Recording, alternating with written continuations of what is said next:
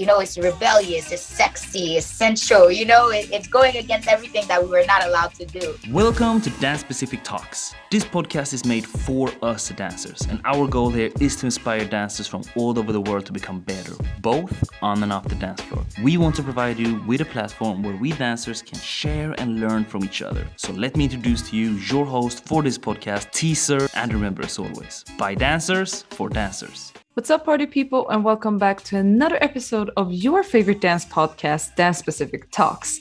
Today, we are going to talk about the amazing style from Haiti called Kompa.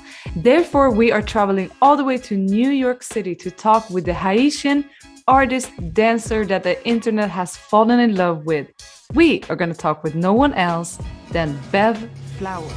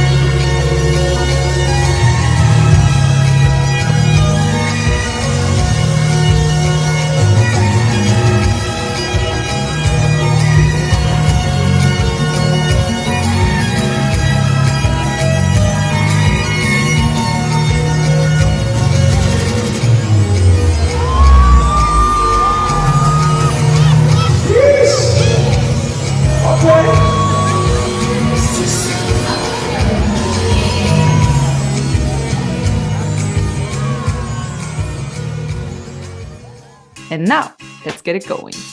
Welcome to this interview, Bev Flowers. Where in the world are you located right now? Well, right now I am in New York. I am in America. And by this evening, I will be in Florida. I'll be in Miami. But right now I'm in New York. You are traveling a lot, girl. I saw your Instagram post with all your bookings, and I was just like, when do you have time to like shower, take care of a child, and all that in between? I don't know how you do it. Thank you. It's a lot. I'm not gonna lie to you. It's a lot, but we're women. We make it happen. We make it happen. Hey, Kompa to the world. We are gonna get into it this episode. You are my first Kompa artist and that I have on this podcast. And I know there's so much people, including myself, that have a lot of questions about this style. So I'm super honored to have you on. And before this podcast started, we just talked a little bit about the situation in the world right now. And I just want to check in with you, like, what are you most grateful for right now? What are you most excited about right now in your life?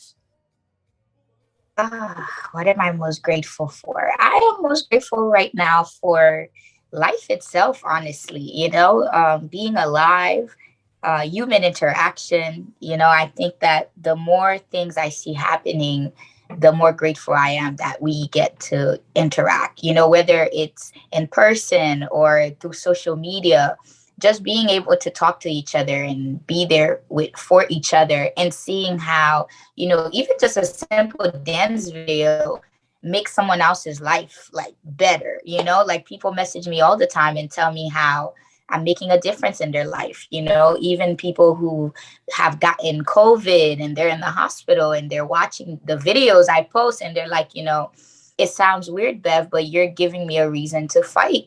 Like while we were in the hospital, we were feeling so depressed and just watching you dance brought us life. And I'm like, wow, I never thought about it that way. Like I never thought it could be that powerful, So I would say absolutely just having oxygen and being able to interact with other people.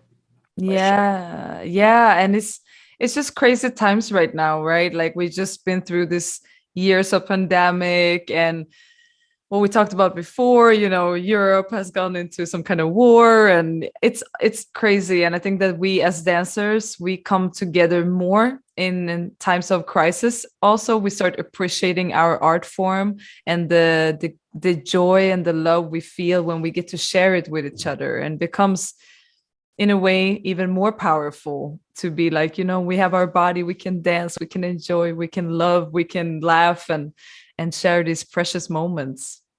Yes, absolutely. And, right before actually I got on here, I had reached out to someone because before I went to the Netherlands, I briefly went to France. And while I was there, I had a class, but it was a very small, intimate class because it was very last minute.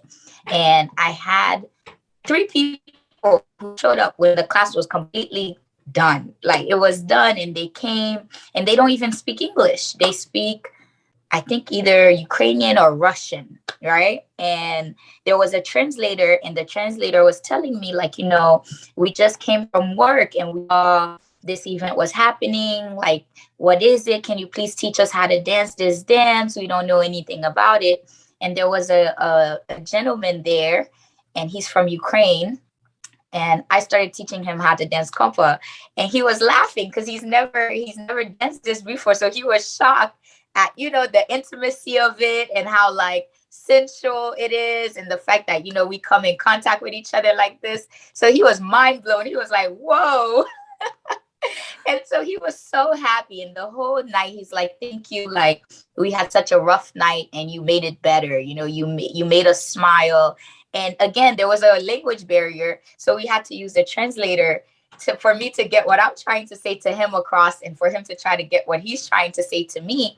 And being that I knew he lived in Ukraine, I kept thinking about him. I was like, I had to reach out to this person. I had add them on Instagram. So I'm like, let me reach out and see if they're okay. So today I messaged him and I'm like, "Hi." I went to Google and I put Ukrainian to English. Oh, the translator. Yes, I took a translator and I wrote, "Hi, how are you? Like, are you guys okay? How are you guys doing?" And then I had it translated. I had it translate. Thank God for Google. And I sent it on Instagram. And he replied right away in English. So I guess he was using a translator too. And he replied, and he was like, he's like, "Thank you. Like, thank you for messaging me, because going on your page just took my mind off of the war for a little bit, and seeing the dance videos brought back the memories of meeting you that night, dancing with you, and how wonderful it was, to have that experience." And he was like, "I'm so grateful to hear from you. And yeah, like, thank you for putting a smile on my face today." Yeah. And he's like, "We're okay. Like, I took my family to a safe place." And just again, that's why I said I appreciate human interaction, because we could have never seen this coming. We could have never predicted this. And look how we crossed paths in Paris. We were both there for the first time. And now we get to keep in touch, and I get to care about that person and make sure that they're okay, and to see how just that little memory made a difference in his life, even now, while he's going through that experience. So it's really interesting. We are special people. Dancers are very special people. Yeah. Yeah, sometimes I think we are underestimating the healing factors that we bring, to each other's lives. And sometimes I think that it could also be misunderstood, like we dance these very sensual dancing. You dance kompa, I dance urban kiss, and a lot of people from the outside are very it's a huge misunderstanding of like, "Oh, you guys are just grinding on each other, like what's all that, aren't you engaged, don't you have a man?" Like, all of these things, and it's hard to explain. So when we talk about kompa, for someone who has never done it, how would you describe what is the style, and from your personal view, what does kompa mean for you? So Kompa is a modern Caribbean merengue from Haiti. And it's funny I even mentioned the word merengue, because when I was teaching in the Netherlands, some people stopped me and they were like, "Oh, like, why does this look like merengue?" And I'm like, "Because it is." Like, I'm like, "Because it is. It's a Caribbean slow merengue. At least that's what it's been described as, and it's actually a form of rebellion. When we were enslaved, we were not allowed to dance, of course. We're not allowed to be a part of that, like, entertainment type of thing. And the French people had their own dance, but it was very serious and very like, strict. And our dance is very like, it's rebellious, it's sexy, it's sensual, it's going against everything that we were not allowed to do. And I always tell people that I'm like, keep that in mind when you dance. Show who you are, show your personality, because it's a sense of freedom. We're celebrating our sense of freedom. And for me, what does Kompa mean for me? For me, I would say it's a life-saving, it's a lifesaver, to be honest. I didn't start dancing professionally intentionally, right? Like I never said to myself, okay, you're going to become a dancer, you're going to become a dance instructor. In a way, it kind of fell in my lap while I was looking for something to take my pain away. Because around 2017, my mother had passed away and I had just finished college, and I was trying to bring her to America to me. And right after I graduated, I found out that she's dying. And that was devastating to me, because I spent my whole life working towards that goal, working towards like, okay, me and my mom will finally be united. We've spent our whole lives apart. So I was like, I can't wait. And then boom, 6 months after graduation, I find out that she's not going to live very long. And so once she passed away, I was really sad, like this is something I couldn't get over. And I went to a class, like a dance class in Miami. And I realized, I'm like, oh my God, like the whole time I was dancing, I didn't think about it. Like I didn't think about the fact that like I just lost my mother and I'm so sad. So after the class, somebody took me to a club, like to dance some more. And I recorded the dance. I was like, oh my God, like I can't believe you guys are dancing Kompa like this. So I recorded the dance and I just kept watching it. And I'm telling you, for that day, it was the happiest day of my life. I was not sad. So ever since that day, I just became addicted to it. I was like, I'm going to keep dancing because this seems to be working. Like this seems to take the pain away. And I started posting my videos, not to make it go viral, nothing. I posted them actually just in case they get deleted on my phone so that I have somewhere, you know what I mean? Like that I can store them. And they just kept going viral and going viral. And people started asking me like, hey, can you teach it? And I'm like, how? I'm like, how? And the reason I said, how do I teach it is because it's not a dance that's written anywhere, right? Like nobody has it written, like, here's the code to Kompa. Here's how you teach Kompa. It's a dance that's passed on to us. So when we're watching our parents dance, when we're watching our family dance, we kind of like, we take it in and then they teach us. And then when we get older, we start dancing as well. So nobody really ever give you like a proper rule book to the dance. So I was like, I have no idea. Like, how would I teach it? And they were like, figure it out. They were like, figure it out. And so I started dancing with a lot of older people. And I started kind of taking in, how do they dance? What exactly are we doing when we dance? And what are everybody across the board? Like even if somebody like adds their own little thing, what's the foundation of the dance? What is, no matter where you go in this world, if someone says they're dancing Kompa, this is what they're doing. So I started that and I'm like, okay, I think I have a way of teaching this now. And that's how I got a dance career. So to take it in full circle, I definitely would say that Kompa to me is my lifesaver for sure. Wow. Like, first of all, how beautiful to turn that pain into something that, without that pain, maybe you would have never gone to that dance class. And how crazy life is sometimes, that in our saddest moments, it gives us a gift. And also, I did read somewhere that you were born in Haiti on the day of the carnival. Is that true? So it's really so beautiful to see how the dancing was like, oh, girl, you're not going anywhere. We're going to drag you into this, whether you like it or not. Oh my God, who wrote that? I wonder, where did I write that? Where did you know? You too, Oh, girl. you- yes, I was born on the day of Carnival, and I've been dancing all, like, ever since I was little in Haiti. I do remember dancing. I do remember, like, they would give me money because I was never shy. Anywhere that there's music, you just put me in the middle and I would start dancing. But once I came to America, it was not something that I felt like I could ever do professionally. Like, I never felt like, okay, you could be a professional dancer. I didn't even understand, like, what would a professional dancer do? Like, and so it's really interesting how it was a full circle moment. For real, for real. And so it's also crazy that you also, in a way, because you are born there, you also become like a representative for the style, the culture.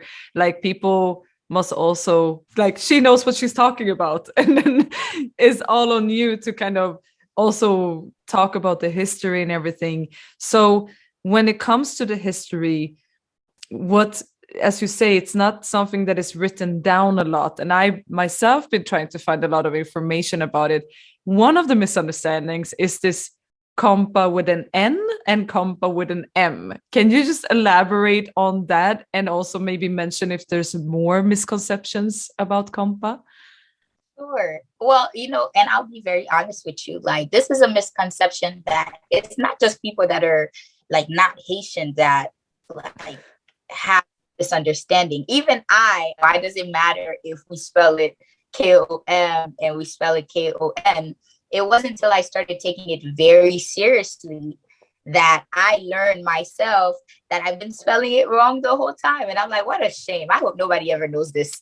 Like, I was like, what a shame. Like, this is your culture and you don't even know how to spell it. But from my understanding and what I've learned is that it's a language issue, right? So there's the French and how they spell it, which is a Compas, right? Compas. That's the French way of spelling compa. And in the Creole way is Konpa, right? Kompa. So we wonder, where did this KOM come from? And apparently it came from the other Caribbean countries, the other Francophone, who, like, the islands that speak French and speak Creole as well. They're the one who just kind of like combined it. And then we just followed with the same thing and we combine it as well. And we're spelling it Kompa. But from what I've learned, it's breaking the rule in Creole, right? You cannot put an M in front of P in the language. Mm. Yes. So and I didn't even, the crazy thing is, I didn't even know that.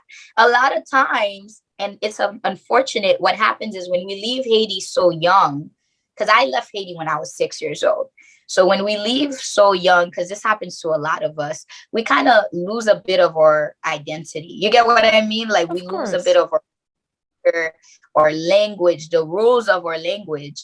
We're just speaking it and we don't even know why. And like, why are we speaking it the way we do? So this was a very interesting realization, because I'm like, wait, we have rules? Like, I was like, we have language rules? Wow. And so, yeah, like, me and everyone else, now we know you cannot put an M in front of a P. So you can tell who really knows their culture and who doesn't based on how they're spelling it.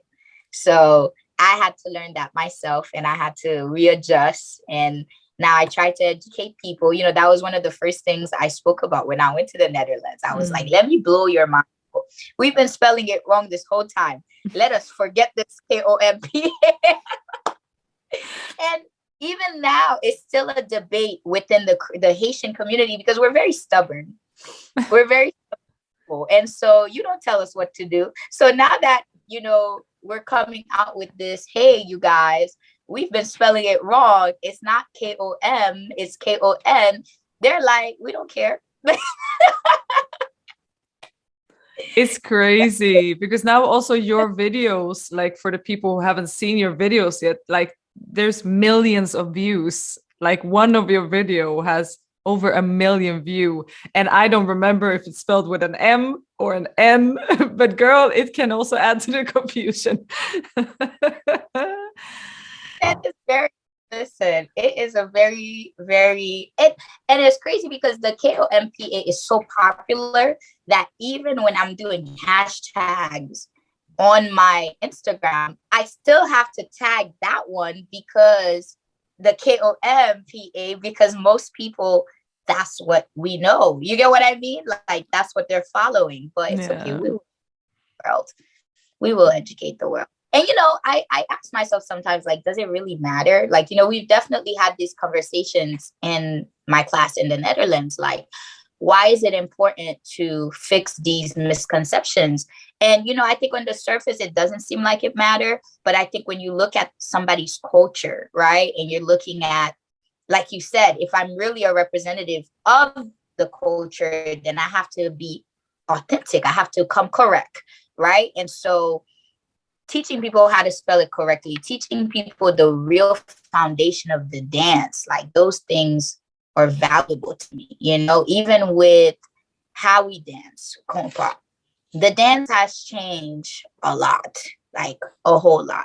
And I'm usually caught in the crossfire of what people want to see and what I want to show and what is the truth and what's not the truth. And I know you probably can relate about in this when it comes to urban keys and Kizomba, right?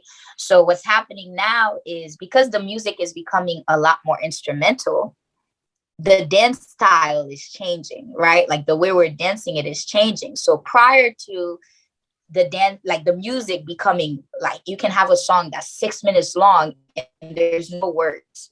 Like it's just instrumental, it's just solo. It didn't used to be like that. The structure of the music was the person sing, right? And then at some point in the beat, I would say about 3-4 minutes in, there will be a solo. And in that solo, that's when there would be the guyad and the plogue. Now, somebody, I will not say names, somebody decided, let us change it and let's take that solo and let's make it a whole song, which is beautiful and it's sexy. But what it did is now we're gooing the whole 6 minutes. And that's what people want to see, right? Like that's the like they find that very intriguing. But I'm usually like conflicted in how much I do this, because prior to me dancing professionally and just dancing for fun, I didn't really think about that, right? Like I would always post the solo because that's all Haitian people's favorite part. I would only post the solo. But what I didn't realize, and me just posting solo and I'm just guying, like I'm just doing the guyad, everybody started thinking that's the dance. Yeah, because if you would explain Guya, how would you explain it for people who doesn't know what that is either? But the guyad is just a movement within the Kompa dance, right? And it would be like the Tarashinya and Kizomba, right? So it's just that movement where we just come together and we whine, we slowly whine in a half circle, right? And we come together in the middle.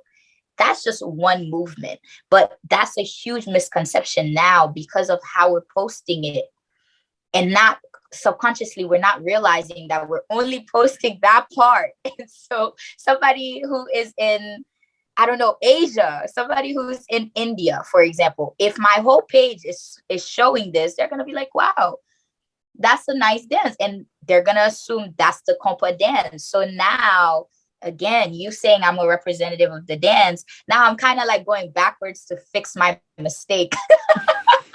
Because otherwise you will never have any normal Konpa dance. You will only have the Goya. Yeah, people only want to do that part with you. Still do, because again, it's like I didn't realize any of this. I didn't realize I was a spokesperson for Haiti until like 2 years ago. Like it never hit me because it was never something I was doing intentionally. And so now I am out to like tell people, hey, I made a mistake, you guys. That's not the whole dance. Like, let's take it back.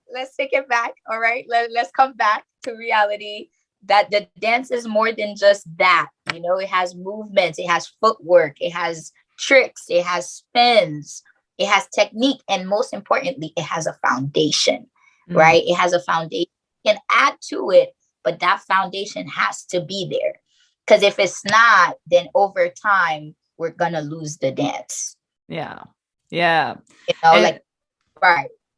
so it's also, you have a partner, or like, I don't know if you have multiple, but one of your partners, Leo, aka Mr. Angola, and he's more of a Kizomba guy, if I understood it right. And you come together and you make a lot of fusions. Is this like, in one of your posts you wrote there wouldn't have been a Bev Flowers without him? How was that relationship created, and like how did it shape you? Um, wow, you really been studying me. It's my job. Yes. No, Leo, how did it? I don't, you know how like people just find each other? Like people just, I don't know. That's so interesting. Around the time when I was, you know, on my grieving and I was like, you know, looking for healing, I think according to him, which is hilarious, he was like, he was one of the people I danced with because I started becoming an addict of Kompa and I was going to Florida every week. Like every weekend, I would take a flight and I would go. And he said he was one of the people I danced with. And I'm like, I do not remember that. I'm Oops. like, I do not. Yes. I'm like, I do not remember us dancing. And he's like, yes, we did, Bev. You don't remember? And I'm like, no. So apparently, when I thought we danced, like the very first time I thought we danced is not the first time we danced. He said we danced before. And that just goes to show you just the kind of state of mind I was in. Because I think that whole first year, I was not there. You know what I mean? Like it was just a girl looking for an escape. That's it. I didn't know who I was dancing with. I wasn't aware. But I think I went, where did I go? I think when I was aware, we danced and then we became friends on social media. I didn't even know he was a dancer. And I didn't even know he was from Angola. I thought he was Haitian. So many misunderstandings. Yes, yes. And so, you know, we started dancing like whenever we would meet at a club, we would dance a little bit and then he would do these moves and I'm like, that's so interesting. Like I've never seen these before. I'm like, I've never seen these. And I thought he was just creating them. I didn't even know that there was a dance called Kizomba. I didn't even know that there was a dance called Semba. Yeah, I was just like, this is really like this man really like he's really creating weird movements. And you know, just to show you how in it I am and just how fast I had to grow. This is 2017, 18. Like I'm realizing these things. I'm learning what Kizomba is, what Semba is through him around 2017, 18. That was just a few years ago.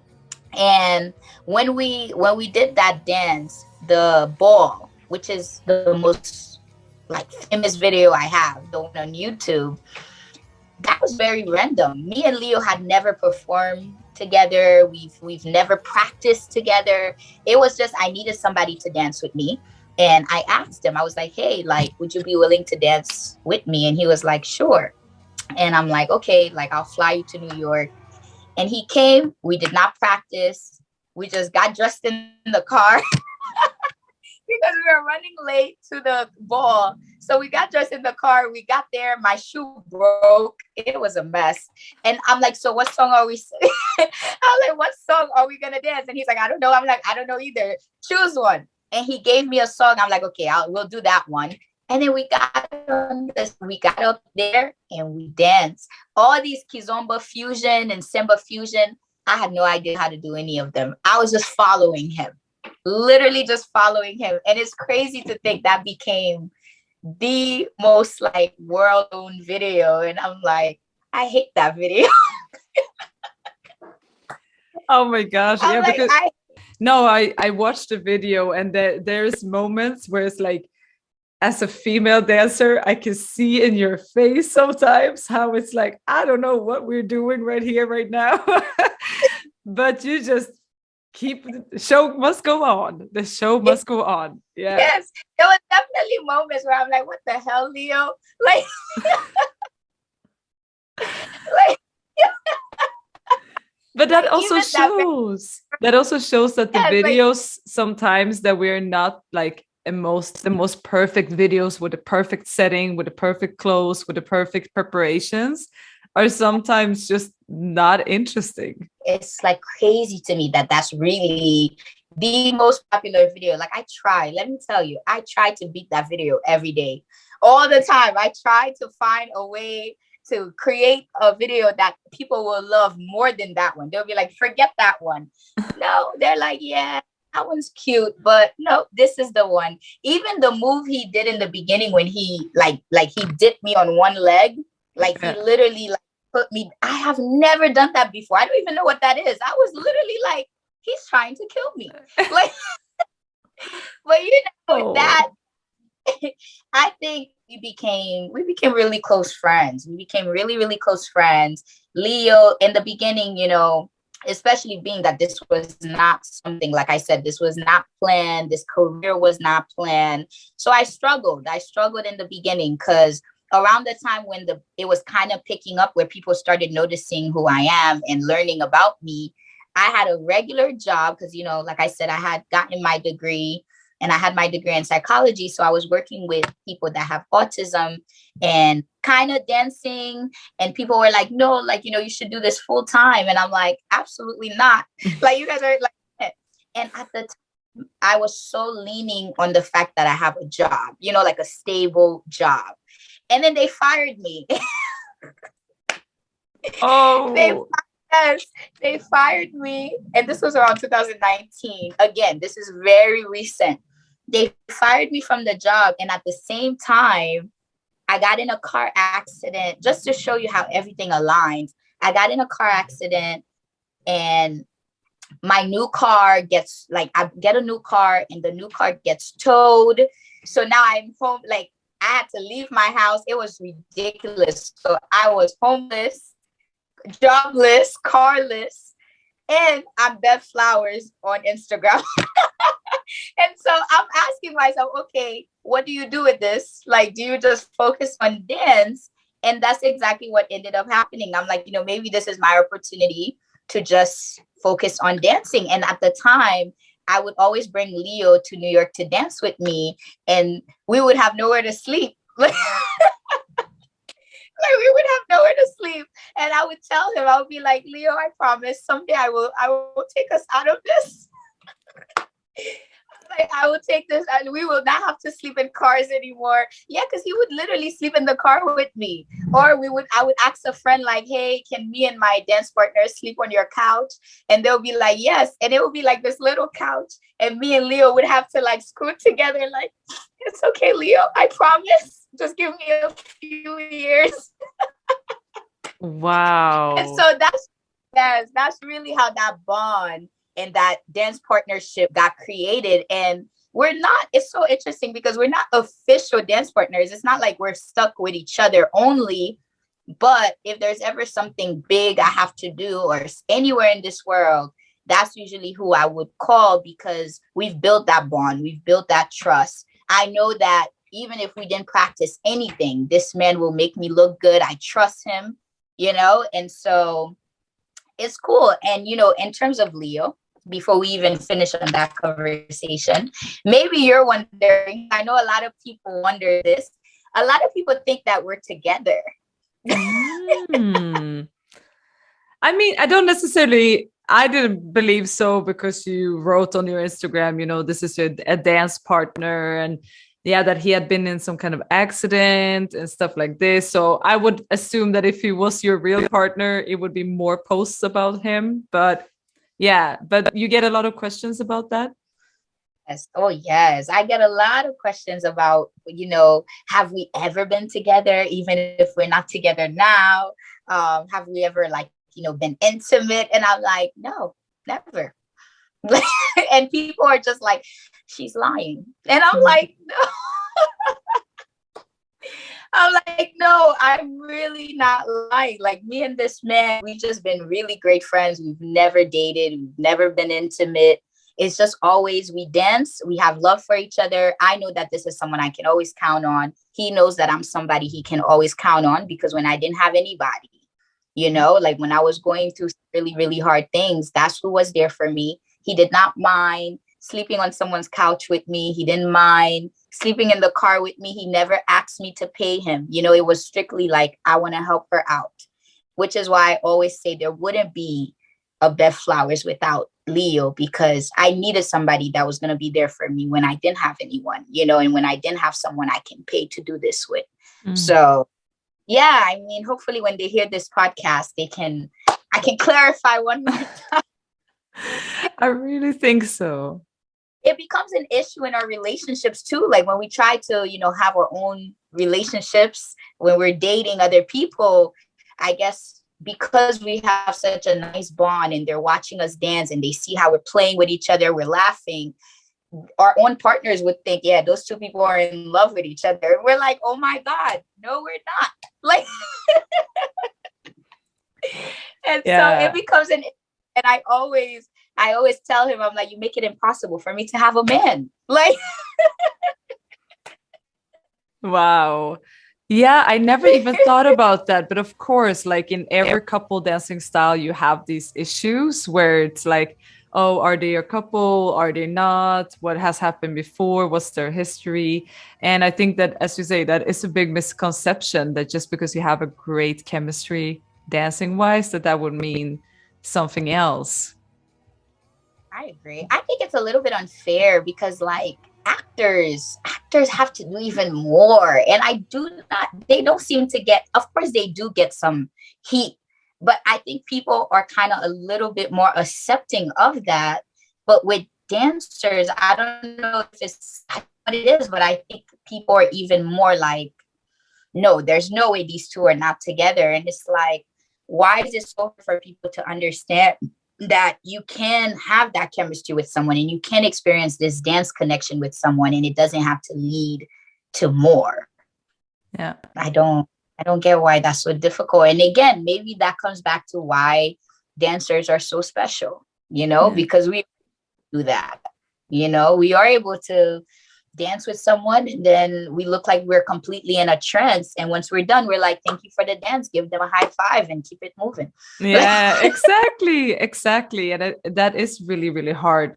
And I think that sometimes I think a lot of people see it as like, oh, is it then an ego thing, that you want to dance and you want to have all those things, but then you're starting thinking about where does these styles come from? Like Kizomba is something that potentially in Angola you could do with like your grandpa, and I don't know how it is in Haiti with Kompa, but it's a family based dance that is not only supposed to be with a loved one, I assume. So I also got very, very happy when I saw you dancing and it was like the mama and son video and you're like, I'm creating the future king of Kompa. And just to see that was so lovely, and just like, okay, give the perspective that Kompa is something that you can do with a family member, even with a child. With a child, absolutely. That's where it's like, that was the first thing we talked about. That's how we learned the dance. We learned the dance with when our dads are dancing with us, when our moms are dancing with us, watching mom and dad dance. It doesn't have to be such a sensual dance. It's very different when you're dancing it with your lover and when you're dancing it with your family members. There's levels. There's levels. And I think, again, because of what we are showing, is creating this sense of, okay, there's no way we can dance this dance with a child. There's no way we can dance this dance with a parent. And those are the things that I'm trying to fix now, because again, I never realized that I do have a responsibility to showcase the dance in all of its forms and all of its authenticity and all of its truth. I thought I could just post what I like, like what my favorite part of a dance is, but no, it's deeper than that. People are watching and people are taking in everything I post. So, I tried to post me dancing with my dad. I don't know if you've ever seen those videos, but I've actually No. posted really. Oh, really? I want to see Yes, those. I tend to archive stuff and try to clean my page, but I will definitely post it again. Me dancing with my dad, and that, I think that makes a difference in people's mindset. Like, wow, so we can dance this dance with our parents. We can dance it with our kids. It's a way we connect in Haiti. Dance is a huge thing in Haiti. So we don't have, most of the time we don't have electricity, right? So it's like that's the way we bond. We dance with each other.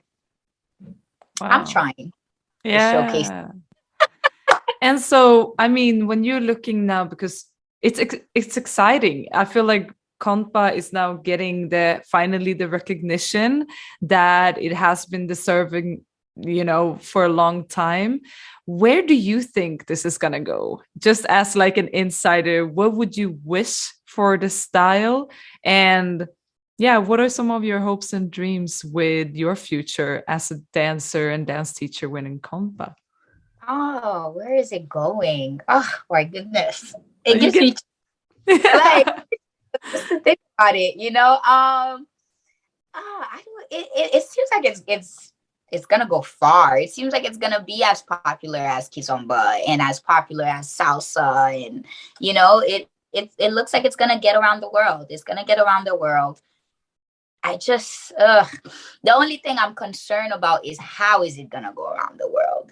Like the people who are pushing the dance, we are the front runners. Like we are the representative of this culture, and so we have a responsibility to showcase it the proper way. And that's the part that scares me, because I'm only one person, and I know that all of us do not have the same mindset. All of us do not view it the same way. So how is it going to get around the world? Is it going, will people know what the true compa is, or will they get a complete different version of it? So I'm not sure. I'm working really hard to try to get in the front and try to control how this dance gets around and educate people properly. But I'm not sure what will happen, but I definitely know that the world will know what Kompa is and that they will love it. I think it's going to be on people's television, like I'm sure that these celebrities are going to catch on and they're going to involve it in their dance videos. I can see all of that happening. Now, as for me, I don't know what's happening with me, right? Because it's like, because this was also, again, unintentional. I feel like I'm having a out of body experience where I'm kind of just sitting there and I blink and it's like, now you're being called the queen of compa. And I'm just like, wait, how did we get here? It was 2017, like yesterday. What happened? Because I'm like, how did we get here? Like social media is insane. Social media is such a powerful tool, because the other day I wrote about it. I'm like, who made me queen? I'm like, who made? And my followers were like, we did. Like, and you do not mention it ever, okay? You are queen of compa all over the world. And I'm like, okay, like I guess that's what I am. I'm just as interested in seeing where my career takes me. I don't know where it's gonna take me. I do have some goals. I am trying to figure out how to be all over the world at once. Hint, hint. Hint, hint. Some maybe online business going on here. Mm-hmm. Mm-hmm. Maybe. Maybe, because again, I'm a tiny little human being. All these flights are killing me. So I need to figure it out. So, I am trying to figure that out, how to educate the world, how to turn more people into teachers. That's a big deal for me. How to turn people into teachers, how to teach the dance. Because I think a lot of people want to teach it, but I don't want it to be taught improperly, and I the desperation to teach the dance is so big right now because it is a big market. It's a available market. I think people are just kind of winging it. You know, they're just looking at things on social media and they're like, oh, okay, that's what Kompa is, but it's not. You know, it's like you can't just take what you see on the internet for what it is. You have to get the pure, you got to get someone who's Haitian, you know, someone who grew up in Haiti, who knows the culture in order to teach it to you properly, you know? And I'm not even going to lie to you. I think that goes for me as well. As much as I think I know a lot about my culture, as much as I think I know a lot about my dance, I still feel like I too need to be educated more. I still feel like I need to get more knowledge, you know? I could have easily created an online virtual class, whatever, and sell it. But it's so much more important to me that if I'm going to do something like that, I need to go back in my roots, right? I need to go back to Haiti, find my elders, speak to them, find out, you know, like what is Kompa to them, right? What is Kompa to them? What does it mean to you? What is the dance? Are we doing it correctly? Are we sharing it correctly before I do something like that? So I feel like be educated just as much. I am waiting for the documentary directed by Bev Flowers. You better go there with a whole film crew and you better do that documentary for the all sake of us. You know, that is a fantastic idea. I actually started documenting a documentary of Bev, and it was supposed to be something where it was just like a day in the life of Bev. But now I think that I'm just getting started, right? I'm just getting started. There's so much that hasn't been done. And so I think I probably will hold off on it and add, you know, do that, like travel to Haiti and go learn about this dance. Because I think in order to go forward, you need to revisit the past. Yeah. 100%. Yeah, I think you need to revisit the past, especially if you want to be fair. I don't want to exploit my culture. No, I do not, you know, and so I've been granted this opportunity and I didn't ask for it, but everybody see fit that I am carrying it. And so I want to do it properly.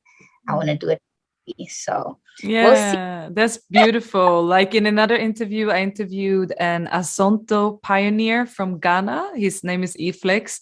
And even him who lives in Ghana was like, you know what? I need to go around in my entire country because all these different tribes have different versions of doing Asonto. Asonto is not just one style or one step. It's a whole thing. And so I think it goes for every culture. I mean, I do a lot of dance hall. I had to go there too, and we have to learn and ask the people that have been there. So I look forward, instead of a day with Bev, let's just do it like follow Bev to Haiti type of series. Set it to Netflix, make it happen. Because you know what? I'm gonna work on it. Yeah. But it's important. It's important. You know, I think, like I said, the market is so open that people are just like, oh my God, here's a way we can make money. But it kind of breaks my heart because I'm just like, but this is more than this is beyond money. You know, this is people's culture and you got to carry it with care. And it just because we're Haitian, that doesn't even give us the right to just take it and run with it irresponsibly either. Right. I think because we're Haitian, it's even more important that we go and we find out the truth and we educate people on that. You know? So that's kind of what my focus is right now. And you'd be surprised how much that mindset has evolved. Because again, in the beginning, when I was just dancing for fun, none of this mattered to me. Honestly, I was just like, I don't really get it. You know, like we can put all the dances in one. Who cares? Like, like I'm like, it doesn't matter. But my Kizomba teacher, who's also Haitian, who I thought was from Angola, but he's not. Like, my Kizomba teacher, that's who told me, you know, he was like, if you do not protect your culture, then who will? You know, and do you really love your country the way you say you do if you do not care what happens to the dance, if you don't care how the dance is is moving, and how people are dancing it. And I argued with him a lot that day. I was like, oh my God, it's just a dance. Like, I'm like, it's just a dance. Why are you taking this so seriously? And he's like, it's because you're young. You haven't realized it's bigger than a dance. It's bigger than a dance. And, from having those type of conversations with him and seeing how he's really serious, he's very serious about teaching something exactly as it is. Once you learn it that way, then you can go on to other stuff. You get what I mean? But it needs to be done that way. That really inspired me to start seeing the culture for what it is, And so now my quest is, if I'm going to teach the dance, I have to tell people the truth. Even if that's not what they want to hear, I have to tell them.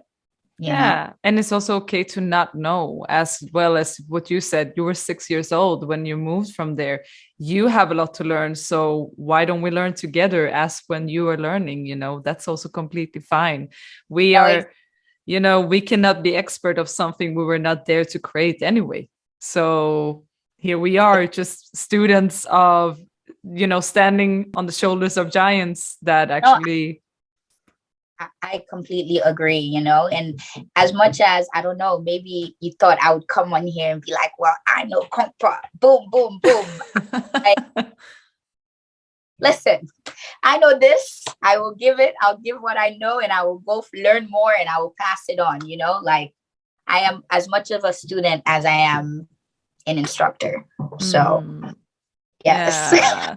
Beautiful, beautiful. I am so glad to have had this conversation with you, and I'm hoping that we can also have a new podcast whenever you have started with your film project, and maybe something that you can do online and all of this, so that we can get an update from you. And in the end of my interviews, I always end with something called fill in the blanks. And this is basically, I start a sentence and you are ending with one word or maximum an ending of a sentence.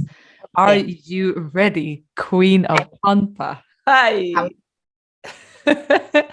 Okay, we all know you are a queen of wines, but what does it mean to be a female Kompa artist? Liberating. Liberating. Oh, It's liberating. Yes. Yeah. A great Kompa leader gives me a conversation.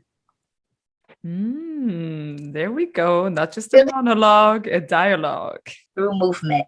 Yes. And when I hear an amazing song, that physically makes me feel happy. If I would say one thing to the people out there that are interested in Kompa, it would be follow Bev Flowers. And if they want to follow Bev Flowers, where can they find you on the internet? You can follow me at Bev, BEV _ Flowers, FLOWERS. So BEV _ FLOWERS. Funny story about that. That was my acting stage name. Oh, yes. I read somewhere that you did a little acting wasn't in high school? Yeah, high school, college. That was the original passion. The original passion was to become an actor. It's okay. With this documentary, we're gonna combine everything.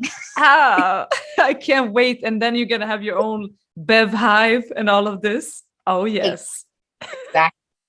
Exactly. I love it. Thank you so much for your time, Bev. This has been an amazing talk, and I can't wait to follow your journey coming forward. Thank you. I'm excited about it as well. Nervous, scared, but I am excited. It's fun. It's been great, especially Netherlands. Oh my God. I can't wait to come back. I'm literally every day I'm like, Shamalo, come on, let's go. When are I coming back? I love it there. The people were amazing. You know what I wanted to tell you guys, Jesus, everybody there has rhythm. How? Everyone in the Netherlands could dance. I'm like, this is the easiest class I've ever thought. And I did not expect that. I thought everybody was going to not be able to dance it. But no, everyone was ready for me. They were ready. And that made me, I was overjoyed. Yes, I can tell you every social dance we have in Kizomba, it always ends up with Kompa music, and we are freestyling that shit like there is no tomorrow. We don't know what we're doing, half of us, but we are trying it, girl. So we are ready. So I listen. Very soon, I say in about a year, I think everybody in the Netherlands who wants to dance Kompa they will know how to dance Kompa. Me, Shamalo, Charles, Akram, we're gonna make sure that happens. We are happy about that. Well, for the people out there, check out in the description below. You have Bev Flowers. Follow her everywhere. Like and subscribe on her YouTube channels. And, don't get stuck on her page because it's very addictive. Okay. Thank you. Don't forget to click subscribe, comment below, and give us a rating or review. We have a Facebook page, YouTube page, and we are on Spotify, Google Podcasts, iTunes, and all the other podcast platforms. We also have an Instagram, so don't forget to tag us in your favorite episode and share it with the world because we read all of it.